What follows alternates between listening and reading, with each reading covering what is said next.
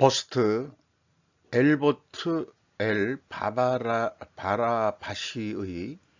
10여 년 전에 번역돼 출간된 책을 리뷰해 보도록 하겠습니다. 제가 인간 행동 예측과 우선순위에 따른 폭발성이라고 소제목을 잡아봤습니다.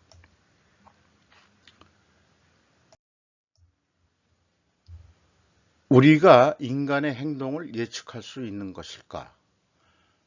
이 책의 목표는 사람의 행동에서 어떤 패턴이 정상이고 어떤 패턴에 독특한지 설명하는 것, 다르게 표현하면 보편적 성질을 찾아내는 것이라고 저자는 목표를 얘기하고 있고요. 그리고 결론은 우리가 생각보다 훨씬 더 예측하기 쉬운 존재라는 사실을 독자들이 인정하지 않을 수 없을 것이라고 서두에 의견을 피력하고 있습니다. 오늘날 우리가 누리는 그 기술 진보의 대부분은 다 과학적 탐구 덕분인데, 이런 것을 봤을 때 우리 인간도 자연의 산물이라고 저는 보고 있기 때문에 자연과학의 범주로 이해하고 싶다라고 그런 생각을 가지면서 책을 읽고 진행해 보았습니다. 다소 내용이 길기 때문에 이렇게 정리된 내용들은 화면을 정지해서 천천히 읽어보시면 되실 것입니다. 우리의 행동 대부분은 자연과학 법칙만큼이나 재현 가능하고 예측 가능한 패턴, 메커니즘, 법칙을 따른다는 것이다. 이렇게 정의를 했는데 제 생각에는 기업 경영도 그렇다라고 보는 거죠. 왜냐하면 기업은 사람이 운영하는 것이니까. 이런 얘기가 되겠고요. 그 다음에 이제 진정한 아웃라이어라는 걸 했는데, 이게 이제 이 책에서는 예외값이라고 번역을 했습니다만은 저는 제가 이해하기 좋게 극단치라고 표현을 해봤습니다. 그리고 제가 공을 들여 가지고 자동차 부품 회사에 한 60 몇 개 업체를 분석을 해 봤었는데요. 기간을 좀 두고서 1분기 쪽이었는지 연간권이었는지 지금 기억은 없지만은 꼭 양극단에 나타났습니다. 일반적으로는 어떤 이 영업 손실과 이 영업 이익이 그래프의 이 플러스 마이너스 폭에서 S자 곡선을 그리면서 나타나는데, 이 극단치가 양쪽에 있음으로 해서 그 중간에 있는 것들이 모두 이상한 게 아니고 상대적으로 수평적으로 나타나서 큰 변동이 없는 식으로 보였습니다. 그 극단치 때문에요. 그래서 할 수 없이 이 극단치를 제거하고 그래프를 그려본 적이 있습니다. 마크 트웨이는 역사는 되풀이지 않으며 변주될 뿐이다. 이 부분은 후에도 또 인용이 되고 또 개념을 조금 더 전개를 저자는 했던 것으로 보입니다. 무작위라는 랜덤이죠. 움직임의 수수께끼라는 제목으로 책은 또 진행을 하고 있는데, 브로크만이라는 학자의 얘기를 들어서 풀어가고 있습니다. 전염병이 어떻게 퍼지는지 알고 싶다. 새로운 바이러스들은 세계화된 지구에 사는 모든 사람들에게 갈수록 큰 위협이 되었다. 이게 10여 년 전에 이미 나온 책인데, 이미 그때에도 이 새로운 바이러스에 대한 경고 또는 그런 위기의식을 가지고 있었다는 것에 새삼 놀라움을 느낍니다. 2019년 말 우리는 중국 우한에서 발생 자체는 우한에서 발생한 건 맞는 거를 중국이 왜 인정을 안 하는지 모르겠어요. 코로나를 현재 경험 중이고 계속 변이를 통해서 지금까지 오고 있는 중이고, 저도 4차를 안 맞는 바람에 한 일주일 동안 자가 격리를 했습니다. 최근에. 그래서 일반적으로 그 전파를 늦추는 것은 그 첫 단계는 격리다. 이렇게 말씀드릴 수 있겠어요. 무작위라는 게 이제 설명 불가능한 움직임, 뭐, 이런 거로 표현될 수 있는데, 아인슈타인은, 직관을 동원해서 단순한 수학에 그 설명 불가능한 움직임을 주어진 시간 동안 입자의 이동거리는 시간의 제곱근에 정비례한다고 예측했는데 이것은 확증이 되었습니다. 그러니까 그거에 의해 가지고 사람도 물에 뜬 꽃가루와 크게 다르지 않다라는 것까지 확대해서 이렇게 이해들을 했다는 거죠. 그래서 그 무작위성과 확산 이론은 그 나노물질 세계에서 신약 마케팅까지 현재 그 세상 모든 것에 영향을 좀 미치고 있다. 이렇게 소개를 하고 있습니다. 이에 관련해서 무작위성과 확산 이론에 대해서 조지의 어디에라는 그 화폐 추적 프로그램이 있는데 패턴에 맞지 않는 지폐들이 소수 있었다는 거죠. 그런 것을 그 초확산적 점프들이라고 그 현상이라고 그러는데 이 아인슈타인 이론은 그 정비례에서 그 움직인다는 것은 설명이 안 된다는 거죠. 뭐 이런 내용들도 이 화면을 정지해서 한번 보시면 좋을 것 같아요. 미래는 아직 검색되지 않은 것이다 라는 그 정의가 매우 그 신선하게 들리는 것 같습니다. 이 인터넷 시대에 이 검색이라는 것이 매우 중요한 정보 취득의 방법이기도 하죠. 내용들은 화면을 정지해서 천천히 좀 읽어보실 것을 추천드리고, 뉴스가 처음 접했을 때만 의미가 있다고 하지만, 그러나 그 포털 사이트의 기사들 대부분은 게시 후 한참이나 지나도록 예상보다 훨씬 더 오랫동안 읽혔다는 겁니다.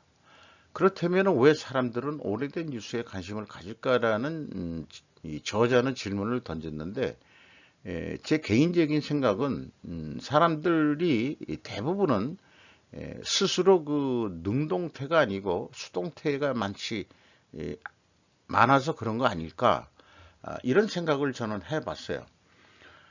얼리 어댑터라고도 있죠. 그 신제품이 나오면은 무조건 사서 테스트해보는 그런 부류의 사람들도 있는데, 그리고 이제 그 카더라 통신이라고 그러죠. 누구 뭐 아는 사람들끼리 모여가지고 야 그거 뭐가 어때서 무슨 뉴스에 나왔대더라. 그러면 그때 가서 알아가지고 자기도 확인해보는 그런 사람들의 심리가 들어가 있지 않을까. 저는 이렇게 생각을 해봤습니다. 뭐 화면 정지해서 천천히 좀 읽어보시면은 좀 좋을 것 같고요.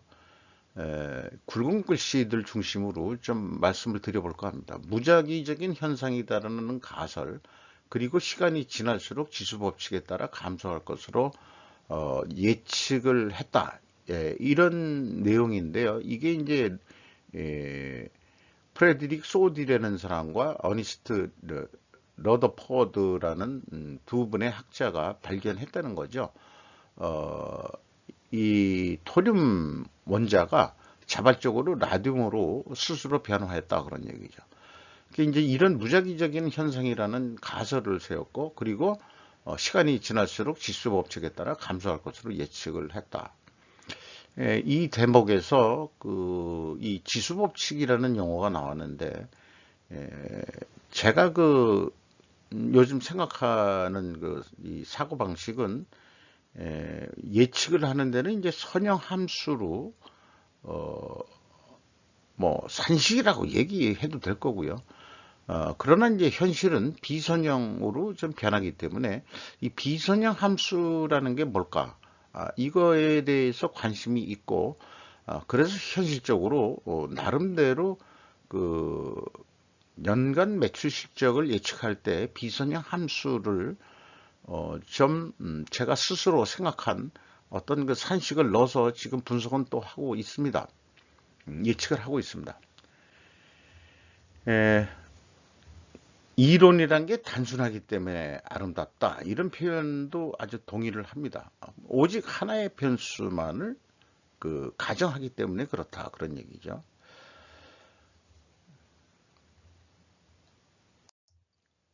물질계를 묘사할 때와 같은 정확도로 인간 행동을 묘사할 수 있기를 바라는 것은 정당한 희망일까? 라는 의문부를 질문형을 통해서 사실 강한 긍정도 좀 하고 있는 게 아닐까 이렇게 그 저자의 의도를 이해를 해 봤습니다. 인간 행동을 예측하는 일은 현재 기업 컨설턴트들과 점쟁이들에게 맡겨진 상태다라고 저자는 진단하고 있습니다. 특히 점술가들과 예언가들, 여기에서 특히라고 제가 이거 중간에 제가 넣은 거고요. 기업 컨설팅은 그럼에도 불구하고 기업 컨설팅은 소수의 명성 있는 대형 펀만이 지명도가 있고 나머지는 그저 이름 없는 들판의 들 신세라고 저는 지금 생각을 하고 있습니다. 이것도 아주 극단의 세계라고 봅니다. 컨설팅의 세계가 유명한 소수의 유명한 그 집단을 빼면은 나머지는 별 볼 일 없다. 이런 얘기가 되겠죠. 예측 혹은 예언, 미래 예측은 원칙적으로 가능한가라는 또 질문을 던지면서 계속 전개를 해 나가고 있습니다. 그 리처드슨의 그 영국 수리 기상학자를 많이 이 말하자면은 인용을 하면서 그 저자는 또 자신의 이 견해를 계속 이 진행을 하고 있습니다. 당시 그 대기의 이동에 대한 이런 데이터들이 문제가 있었던 것은 그 데이터를 그렇게 쉽게 복구했다 하는데 그렇게 그 정의를 내리고 있습니다. 어, 그리고 예측에 대해서는 이제 신봉자가 있는 반면에 회의주의자로 갈리는 경향도 있다. 그랬고요.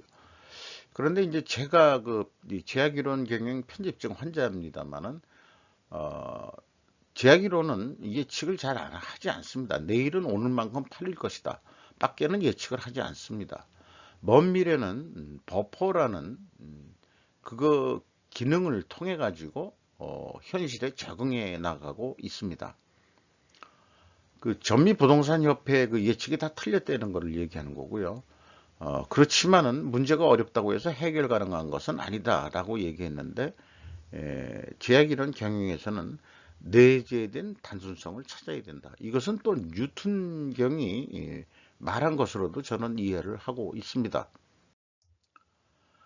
칼 포퍼 옹에 대한 얘기가 이제 소개돼서 나오는데 과학의 반증 가능성이 여기에 저는 그 매료가 돼 있는 거지요.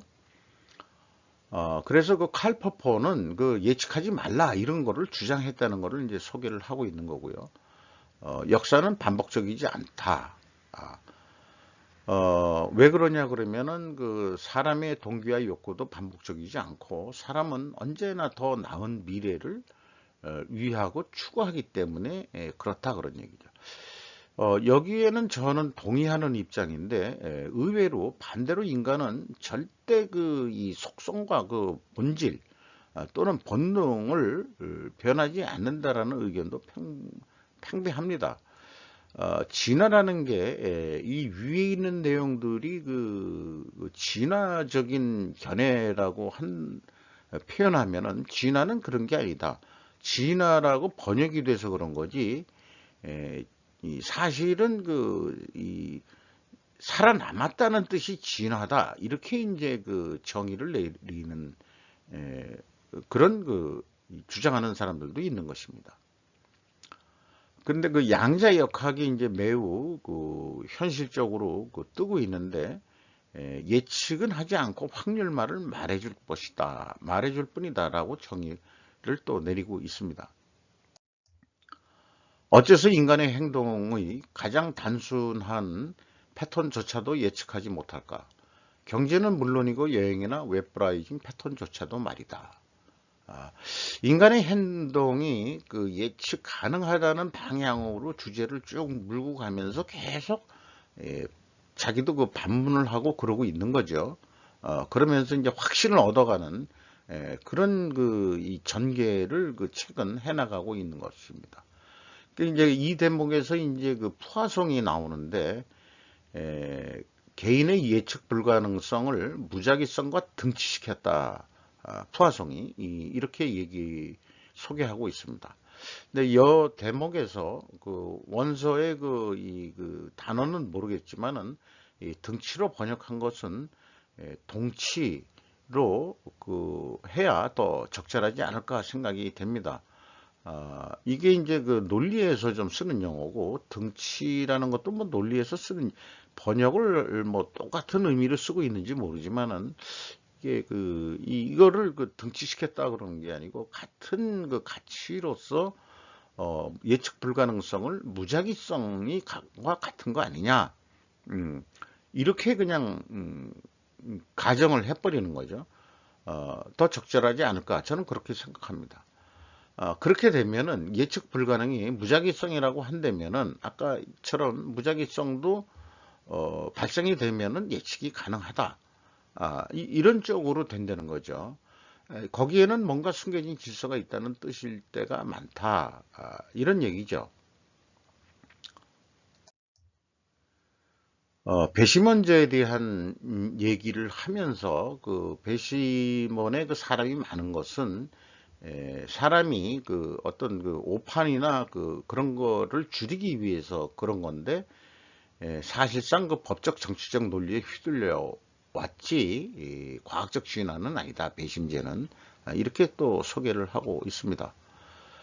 인간 행동은 사실상 예측 불가능하고 이례적이고 결정 불가능하고 예견 불가능하고 불규칙하다는 이 가정에는 문제가 딱 하나 있다. 쭉 이렇게 전개하면서 틀렸다는 점이다. 그러니까 저자는 어느 정도 인간 행동은 예측이 가능하다 라는 입장에서 전개를 하고 있는 것으로 그렇게 이해가 됩니다. 치명적인 전투들과 멱한수 법칙이라는 그 제목 하에서 리처드슨을 또 한 번 인용하고 있습니다. 분쟁 발발의 메커니즘을 이해할 수 있다면 미래의 유혈 사태를 방지할 수 있다고 믿었다. 그래서 이제 두 번째 책을 사투의 통계학이라는 것을 1950년에 발간했다는 거죠. 1950년이면 우리나라 이제 6.25 전쟁이 터진 해이기도 합니다. 근데 그 전쟁의 그 목록을 1820년에서 1949년 까지를 상세히 목록화했는데 이것을 보면은 산업혁명 이후에 이 근대화된 세계에서의 전쟁을 목록화한 것으로 보이고 거기에서 그 갈등의 원인을 여러 몇 개 가설들을 추출해 낸 거죠. 이쯤 와서 우리 그 동양 쪽에서는 그 산업혁명 이전 동양의 전쟁을 연구한 동양인이 있을까? 한마디로 뭐 우리는 역사적으로 뭐 이 춘추 전국 시대, 그 다음에 이 흉노하고 한나라의 전쟁, 그 다음에 이제 뭐 우리나라의 그 삼국 그 고조선 시대 전쟁, 그 다음에 이제 일본의 이 전국 시대 뭐 이런 정도로 역사로만 했지 이거를 과학적으로 전쟁의 원인을 이렇게 연구한 그런 저서들은 전혀 찾아볼 수 없을 것 같아요. 그래서 좀 대단하다 이렇게 생각이 됩니다. 근데 이제 기억이 주목하고 싶은 것은 제3자에 대해 공통적으로 적대감을 지닌 집단끼리는 서로 싸울 가능성이 낮을까? 제가 그 내부 갈등이나 대립을 위해서 공동 목적을 도출해야 된다는 것으로 이 제약이론 경영을 쭉 소개를 하는 경우가 있었는데요.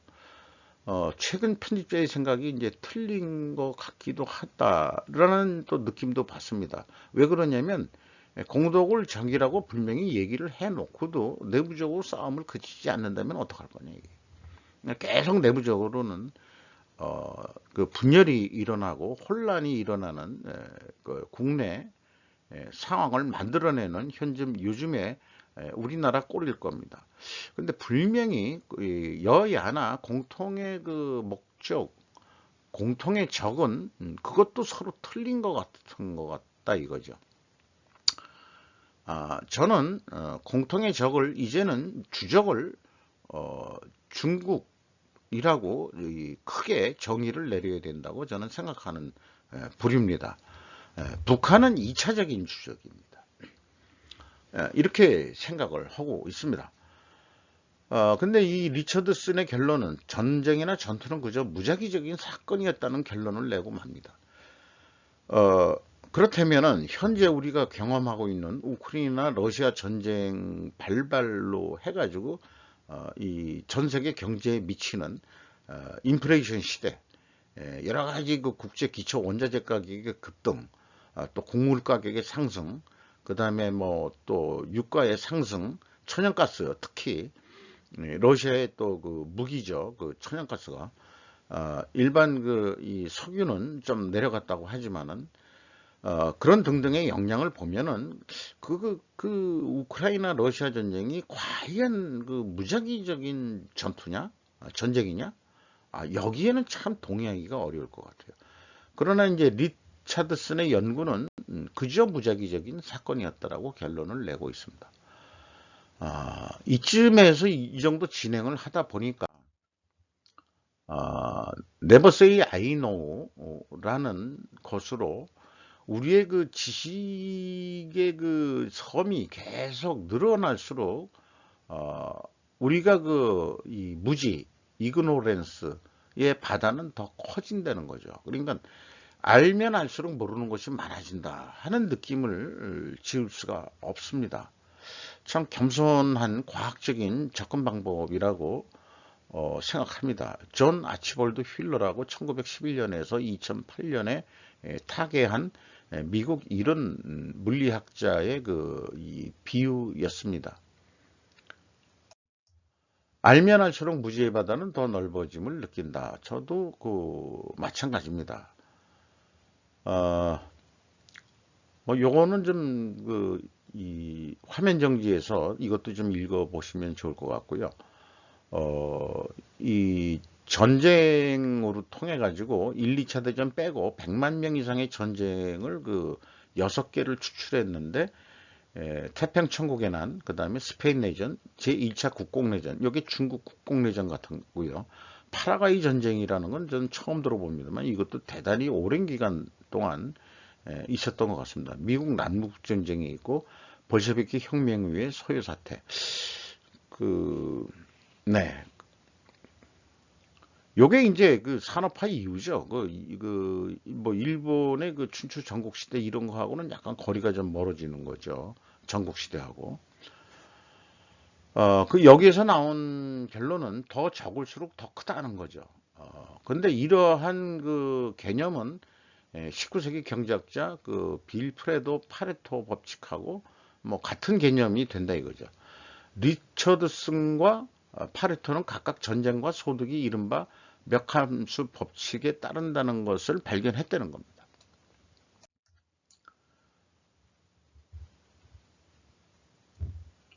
큰 사건이 반드시 일어난다고 봐도 좋을 것. 이게 이제 이것이 핵심이라고 소개를 하고 있습니다. 극단치가 있다는 얘기죠. 뭐 아까도 잠깐 소개했습니다만 기업들의 영업이익과 영업손실이 극단치를 잇는 기업들은 항상 있다. 이렇게 이제 말씀드릴 수 있겠습니다. 이 내용도 화면을 정지해서 좀 보시면 좋을 것 같고요. 그리고 이제 리처드슨은 아무리 큰 비용이 들더라도 전쟁이나 폭력 같은 사회적 질병을 없애야 한다고 믿었다. 참 인본주의적인 과학 과학자라고 이렇게 생각이 됩니다. 그렇게 조사를 쭉 해서 결론은 전쟁 사망자는 전체 사망자의 1.6%에 불과했다는 거죠. 이게 이제 전쟁을 일으키는 자들한테 동기를 또 주는 그런 연구 결과가 아니었겠느냐는 생각도 하게 됩니다. 아이러니한 얘기 같지만 사실은 그 자살이 있고 사고 죽은 사람이 더 많다. 산업사에서는 그 안전사고에 의해서 사망하는 사고도 꽤 많죠. 그래서 이런 그 극단 현상에 대해서 이퀄리티라는 생각을 해 봤습니다.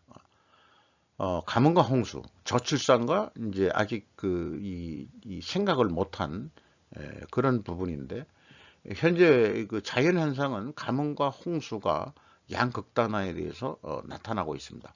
매추리에 올라올 그 새로운 그 태풍 발생 지점도 북위 25도 위에서 처음으로 발생했다고 그러고, 그 경로가 서쪽으로 쭉 가다가 타이완 쪽에서 다시 꺾어가지고 우리나라나 일본 쪽으로 올라올 것 같다라고 지금 예보를 하고 있죠. 그 저출산이 그 최근에 아주 그 이슈고, 그 우리나라 그 미래에 대한 그 걱정을 유발하는 그런 건데, 전문가들은 이 높은 생활비약 집값의 급등을 얘기하고 있습니다. 결국 경제적인 문제하고 연결이 되는 거 아니냐 이렇게 되는데, 우리나라가 그렇게 그 선진국이 되고 그 세계 경제 구매가 10대 국가가 됐다면서도 왜 이러냐. 그런데 일반적으로 선진국들도 그 저출산 경향은 있지만 우리나라가 너무 떨어졌다 뭐 이런 얘기죠. 근데 이 양극단이 그런 데서도 일어나는 게, 극단치가 나오는 게, 앨런 머스크가 이 극단치를 나타내는 그 대표적인 그 상징적인 것으로 보겠습니다. 그 가족 사진을 보면 엄청 대가족이더라고요. 많이 그 애들을 낳더라고요. 그 결혼도 뭐 좀 더 했던 거로 알고 있습니다. 여러 번. 이 부친은 더한 사람이라고 그러더만요.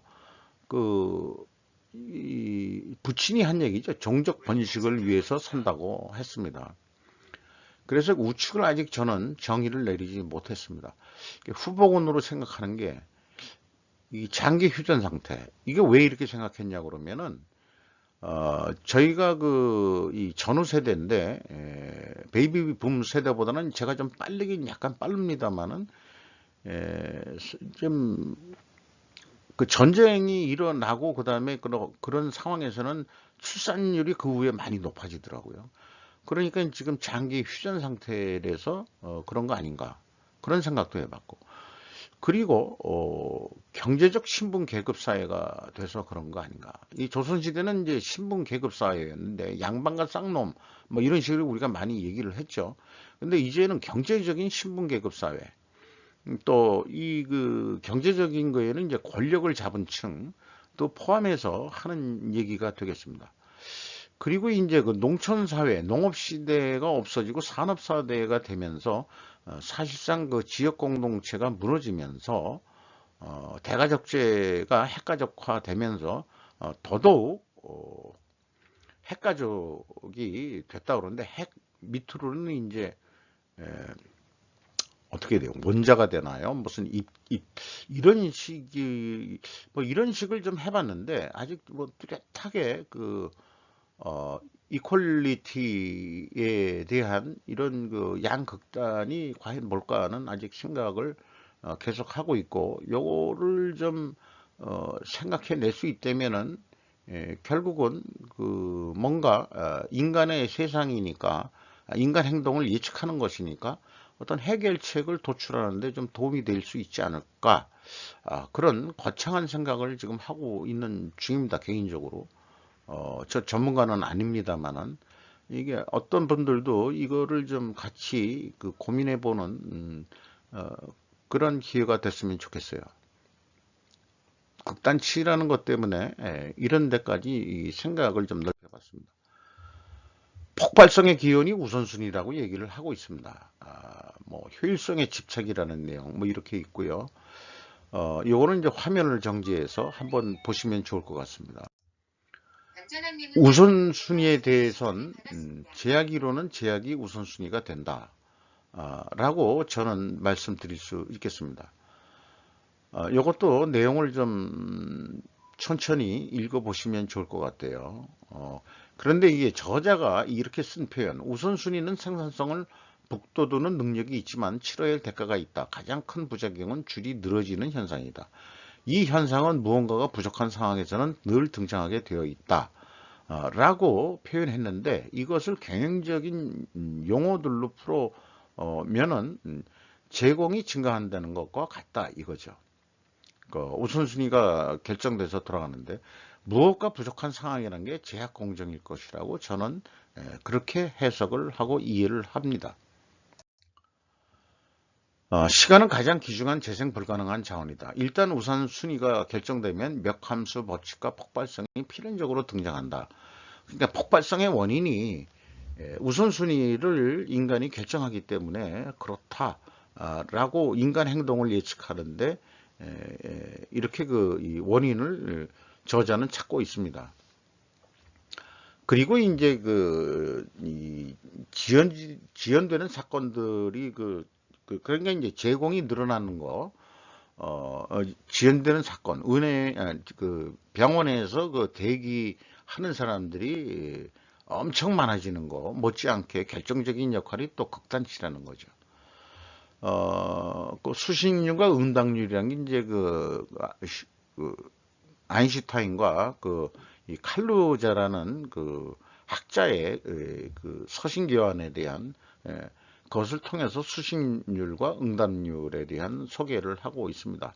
어쨌든 아인슈타인이 정중히 거절한 논문이 1980년에 다시 발견이 돼서 다차원 접근법이라고 그러는데 끈 이론의 기틀이 되었다 이렇게 또 소개를 하고 있습니다. 사람들의 이동 패턴. 멱함수 법칙이 사람들의 일상적 이동성을 지배하는 세상에서는 극단치가 용인될 뿐 아니라 심지어 있어야 한다고 말할 수 있다. 이렇게 되는데 이것을 어떤 신분 계급 제도나 경제적 격차에 있는 사회에 대해서 생각을 해야 된다면은 부의 양극화를 억제해야 하고 중산층을 키워야 한다는 경제학자들의 주장에 대해 실제 꼭대기층은 심리적으로는 그러면 안 될 것 같다라고 부인할 것 같아요. 왜냐하면은 헝가리 농민 십자군 반란처럼 오토만이 아니라 귀족들을 자신들을 공격할 것이라고 예측한 텔레코프라는 역사적 사실이 있기 때문이기도 할 것입니다. 결국 우리가 경제를 배울 때는 중산층이 많아야 안정된 사회다 그랬는데 요즘의 세상은 부유층과 그다음에 빈곤층, 하류층과 양극단의 사회 구조로 변해가는 것 같습니다. 이게 또 현실에 접하고 있는 거고요. 마른 목골의 경제는 이상향이지 결코 실현되지 않을 것 같다. 그런 안타까운 느낌이 있습니다. 점프거리, 이 초극단적인 점프가 이동거리가 나오는 것은 결국 인구 집단이 극도로 비균질적이기 때문이다. 그러니까 중산층이 많은 그런 안정된 사회에서는 어떤 이동 거리 패턴을 예측할 수 있을지 모르지만은 가끔 가다가 극단적인 점프 거리가 판이하게 이제 나타나는 것이 인간 집단의 어떤 계층으로 보더라도 비균질적이기 때문이다 라는 것은 맞는 정리 같습니다. 예측 가능하게 예측 불가능한 것. 인생은 무작위성을 근절하려는 전쟁이고 안전하고 질서 있는 상태를 추구하는 과정이라는 말이 있다. 이 내용도 화면을 정지해서 한번 천천히 읽어보시면 좋을 것 같아요. 내가 습관의 노예인 것처럼 당신도 습관의 노예다. 과거, 현재, 미래. 미래를 예측하려면 먼저 과거를 알아야 한다는 것. 이것은 자명할 정도로 단순한 교훈이다. 연간 매출액 예측은 분기 실적을 알아야 한다. 가장 중요한 변수가 무엇인지도 알면은 예측하는 게 더 편하겠죠. 요건 제 생각인데요. 그런데 참 과거를 알아보는 게 참 쉽지가 않다는 겁니다. 과거를 모르면 미래를 내다보기 어렵다. 미래를 들여다보려면 우리는 먼저 과거로 가봐야 한다. 라는 건 알고 있지만은, 여기 있지만은, 과거를 알아보는 것은 말처럼 쉬운 일은 아니다. 이렇게 또 얘기를 하고 있습니다. 그런데 그 과거라는 것은 현재에서 보는 관점에 따라 과거는 달라지는 거 아니냐는 게 요즘에 그 또 제 최근의 생각입니다. 라이프 리니어라는 게 인공지능과 같은 거로서 사람을 예측하는 그런 어떤 그 프로그램으로 알고 있습니다. 어, 이런 그 프로그램이 이 상호 의존성이 높은 공동체일수록 프라이버시에 대한 요구는 좀 적어지는데, 현재 그 사람을 감시하는 그런 세상에서 프라이버시를 지킬 수 있겠느냐? 그런데 이제 그 상호 의존성이 높은 공동체. 이게 농업사회에서는 좀 그렇죠. 상호 의존성이 높죠. 그런 데서는 그 개인의 어떤 프라이버시라는 것은, 뭐, 거의 없을 겁니다. 뭐, 다들 알죠. 개똥이네, 소똥이네, 뭐, 그 집에 그 무슨 장독에 뭐가 있고, 그 뭐, 개가 몇 마리나 있고, 뭐, 이런 것도 있고, 어느 집 애가 이쁘더라 하는 것도 다 그 동네에서 다 알고 있는 건데, 이 산업사대 도시화되면서 이런 것들은 좀 많이 없어졌는데, 이 도시 속도 이 프라이버시를 지키기가 이제는, 큰 기계라고 이쪽에서는 얘기하는데, 잠깐 조지 오웰도 사실 이 책에서는 나오고 있습니다만은, 그런데 이러한 그 완벽한 예측력을 갖춘 라이프 리니어라고 그걸 표현하고 있는데, 이거를 누가 갖느냐가 관건이겠죠. 정부냐 민간이냐. 우리의 미래는 누가 소유할까? 그것으로부터 누가 이득을 볼까? 아마 그 구글 같은, 그다음에 페이스북 이런 게 벌써 일반 그 제조업 그 대기업을 다 뛰어넘어서 세상을 좀 거의 뭐 지배하는 큰 역할을 하고 있다고 보여집니다.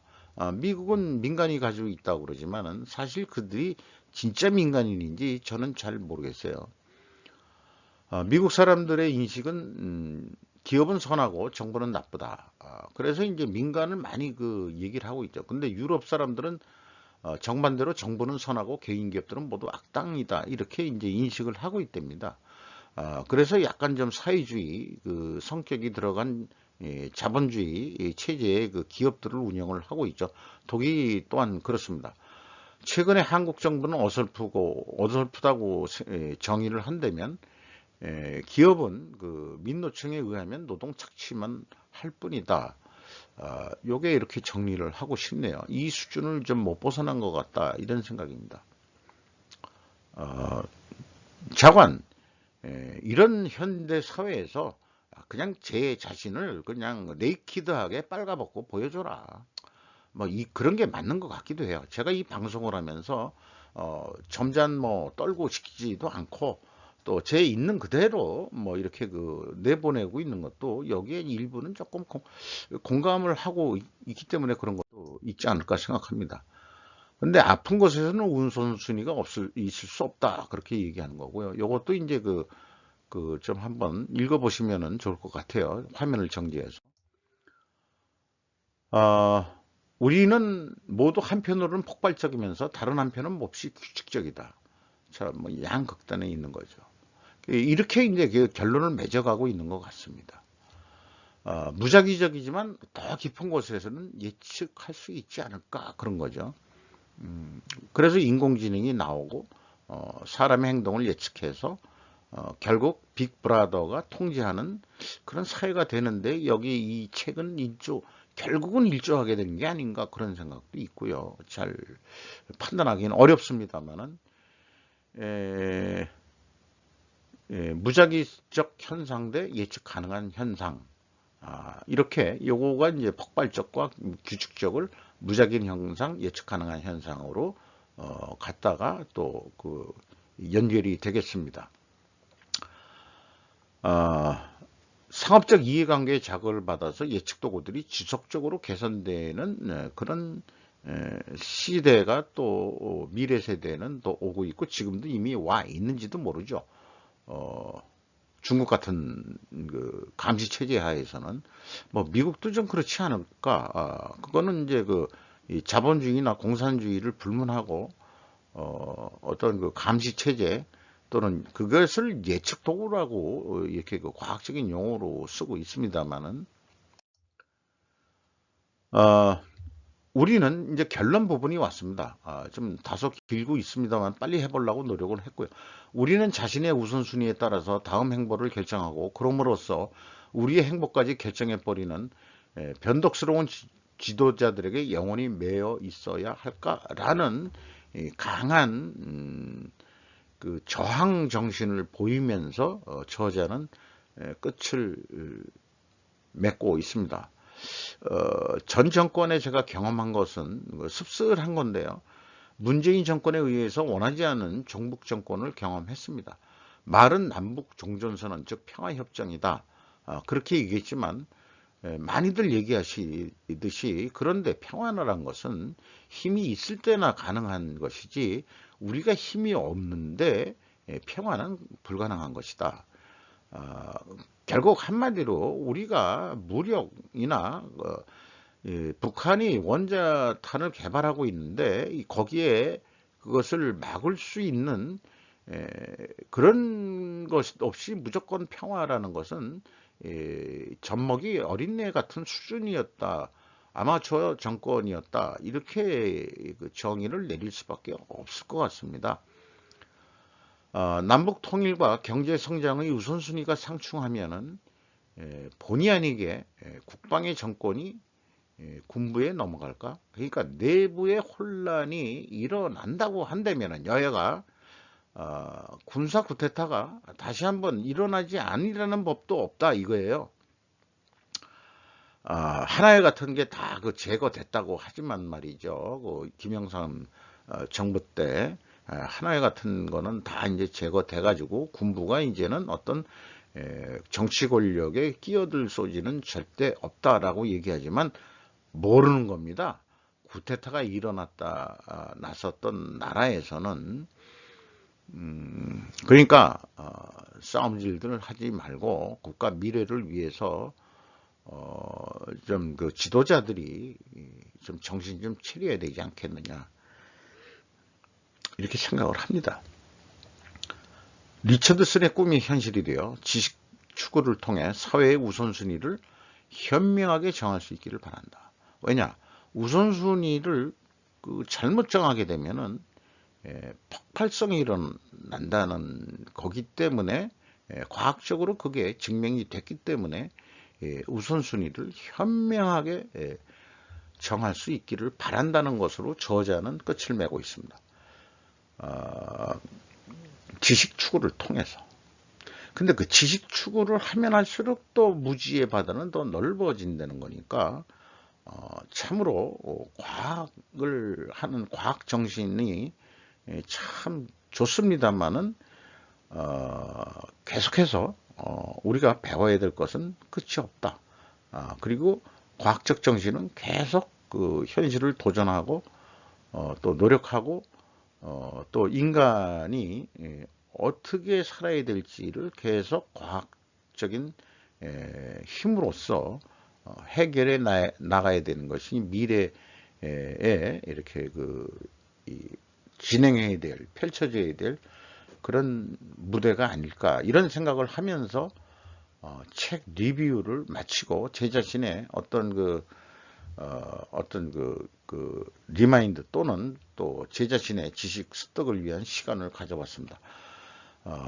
긴 시간을 여기까지 보신 분이 있다면은 구독, 좋아요 꼭 부탁드리겠습니다. 참고가 되신 분들이 있기를 바라면서 이상 마치도록 하겠습니다.